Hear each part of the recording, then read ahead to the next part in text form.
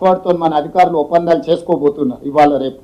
ఇతర యూనివర్సిటీలను కూడా వాళ్ళు సందర్శించి మన ప్రతిపాదనల్ని వాళ్ళ ముందు పెట్టబోతున్నారు. మన రాష్ట్రంలో పెట్టుబడులను ఆకర్షించడానికి అవసరమైన అన్ని ఆహ్వానాలు వాళ్ళు అందజేస్తారు. మన క్యాబినెట్లోని మీకు అందరికీ తెలుసు, Telangana rising global summit invest Telangana నేపథ్యంలో డిసెంబర్ 7, 8, 9 తారీఖుల్లో ఫ్యూచర్ సిటీలో పెద్ద ఎత్తున మనం ఇన్వెస్ట్మెంట్ సమ్మిట్ జరుపుకోబోతున్నాము. దీనికి సంబంధించిన ఆహ్వాన పత్రాలు సంబంధిత కార్పొరేట్ కంపెనీస్ అందజేస్తారు. ఎందుకంటే వాళ్ళు 4-5 నెలల ముందే వాళ్ళ పర్యటనను ఖరారు చేసుకోవాలి. వాళ్ళ కంపెనీలు వాళ్ళ బోర్డు అప్రూవల్స్, ఇన్వెస్ట్మెంట్స్ని బోర్డులో అప్రూవల్ తీసుకోవాలంటే వాళ్ళకి తగిన సమయం ఇవ్వాలి. అందుకోసమని ఇంత ముందస్తుగానే యుఎస్ పర్యటనలు పెట్టుకొని విద్యా సంస్థల్ని, క్రీడా సంస్థల్ని, పెట్టుబడులు పెట్టి ఉద్యోగ ఉపాధి కల్పించే సంస్థల్ని ఆహ్వానించడానికి ఒక ప్రత్యేకమైన పర్యటన పెట్టుకొని మేము వెళ్ళడం జరిగింది. చివరిగా ముఖ్యమంత్రి గారి పర్యటనలో స్పష్టత లేదంటున్నారు. నేను మీడియా మిత్రులకు ఒక మాట చెప్పదలుచుకున్నా. ఎనీ అఫీషియల్ విజిట్ భారత రాయబార కార్యాలయానికి సంబంధించిన అధికారులు స్వయంగా పర్యవేక్షిస్తారు.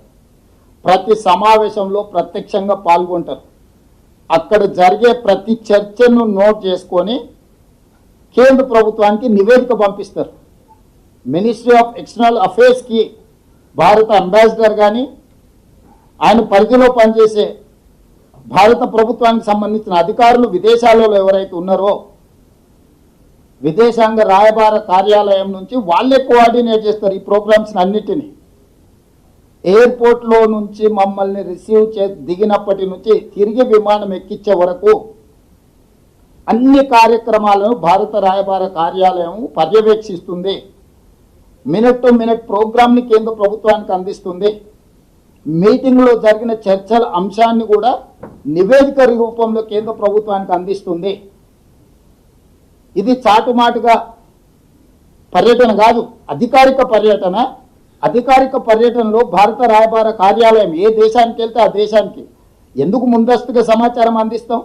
వాళ్ళు తగిన ఏర్పాట్లు చేసుకోవడానికి ఈ సమాచారాన్ని అంతా అందిస్తాం.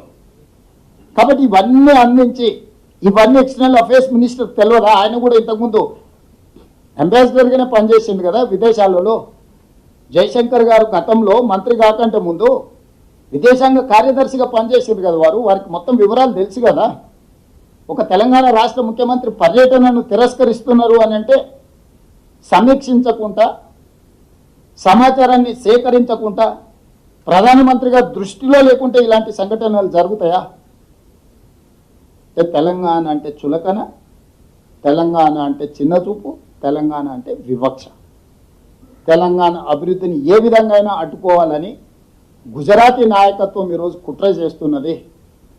దీన్ని ముక్త కంఠంతో మేమందరం తెలంగాణ రాష్ట్ర ప్రభుత్వం తరఫున మంత్రులు, ఎంపీలు, ఎమ్మెల్సీలు, ఎమ్మెల్యేలు ప్రతి ఒక్కరు తెలంగాణ వాదులు ఖండించాల్సిన సందర్భం. మేమందరం ఖండిస్తున్నాం. మీడియా మిత్రులు కూడా ఈ విషయాన్ని ప్రజలందరికీ చేరే విధంగా ఈరోజు మీరు ఈ కార్యాచరణ తీసుకొని ముందుకు వెళ్ళాలి.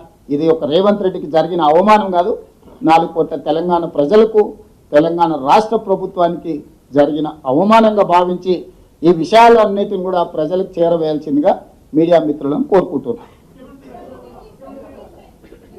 Yes, Telangana government cabinet has decided to take up Telangana Rising 2047 in December 7th, 8th and 9th. We wanted to organize a investment summit from Telangana state. For that promotion, we have decided to travel UK and US to invite best of the best universities, sports academies and investments. We have visited Oxford, London School of Business, other Ivy League institutions in UK. But Government of India has decided to decline permission to visit USA. I have applied, I have given proper format to MEA But simple single line, they have told that they have given that clearance from political angle is declined. What is the meaning of political decline? What is the reason of political? The reason is that I belong to Congress party, I belong to Telangana state. Narendra Modi and Bhupendra Patel belongs to Gujarat. He has given permission to visit Gujarat Chief Minister to US. Last 1 week, almost 8 days, he is traveling around Canada and US. He is conducting road shows in US to invest in Gujarat. But whereas they have refused to give permission to travel US for Telangana. Unfortunate, but they have done deliberately. We are not saying it is casual. There is a political reason. They are creating obstructions to invest in Telangana. They wanted to send a message to the globe